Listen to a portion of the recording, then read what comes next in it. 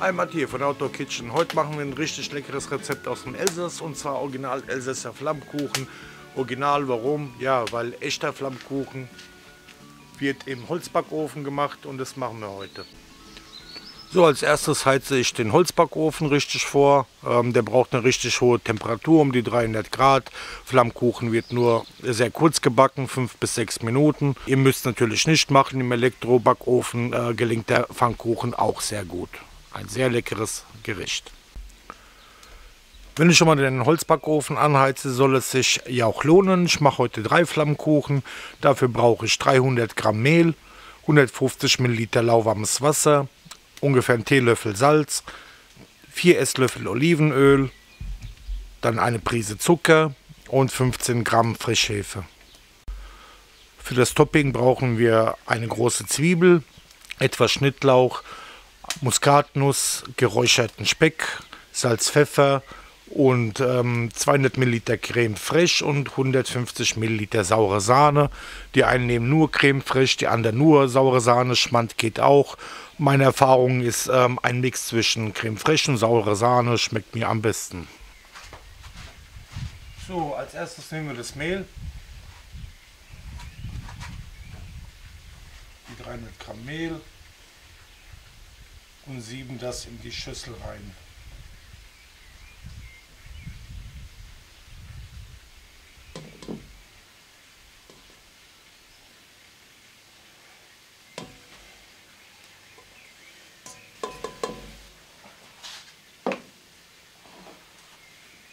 Dann machen wir eine kleine Mulde hinein.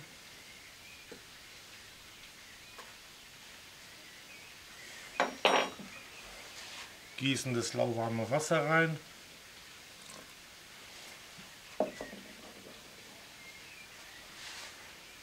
Geben die Hefe hinzu.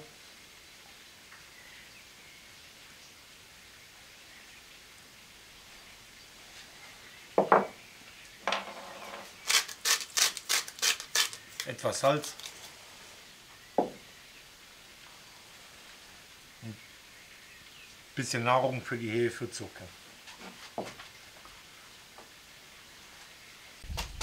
So, das Ganze decken wir jetzt ab und lassen das Ganze 10 Minuten ziehen, damit die Hefe schön gären kann.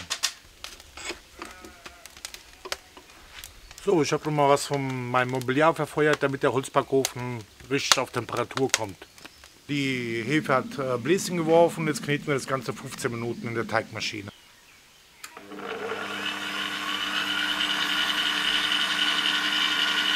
Dann geben wir noch das Öl hinzu, macht den Teig schön geschmeidig.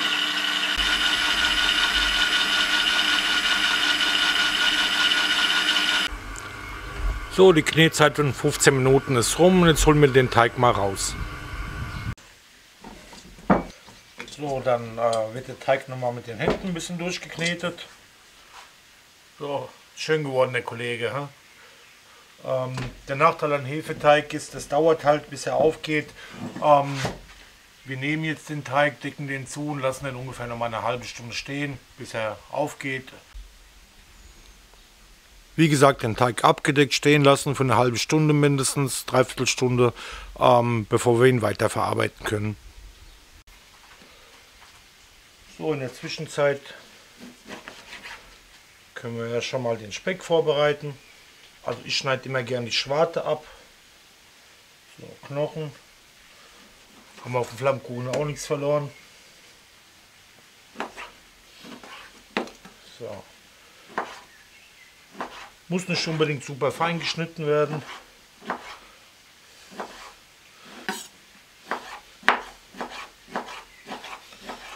So.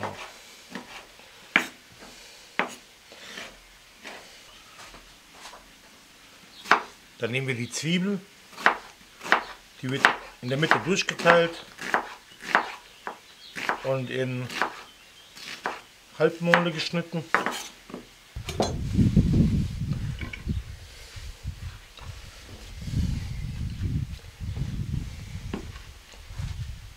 So, was wir jetzt machen, nicht zu vergessen die Creme. Wie gesagt, die einen machen es nur mit Creme fraiche, die anderen nehmen saure Sahne, Schmand.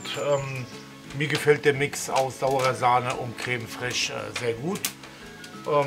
Unheimlich cremiger Geschmack und ja, dann mischen wir das Ganze mal. So, als erstes kann ich euch den Tipp geben, einen Teig auf Backpapier auszurollen. Der Hefeteig ist schön aufgegangen.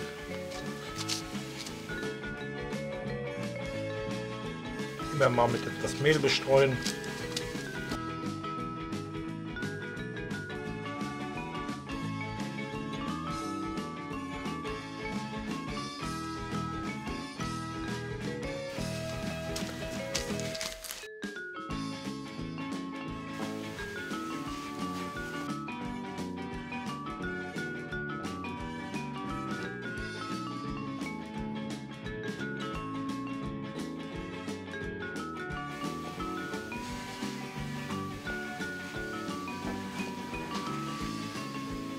So, der Teig, ganz wichtig, der sollte super dünn sein.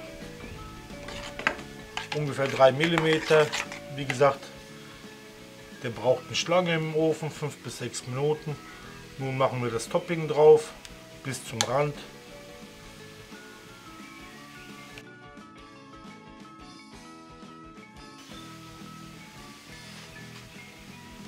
Dann kommt der Speck drauf.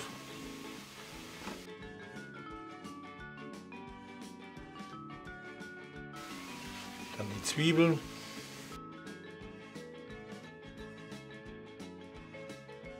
So, jetzt kommt der Kollege in den Ofen.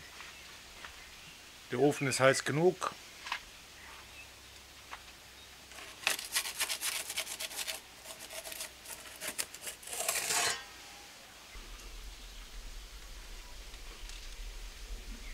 Oh toll, wie das jetzt schon duftet.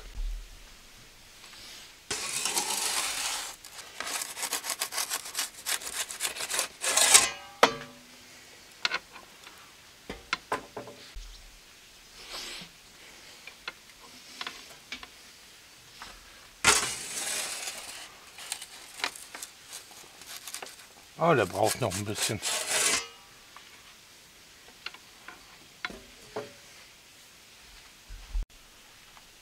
Der Flammkuchen müsste jetzt gut sein, denke ich. Ich hole ihn mal raus.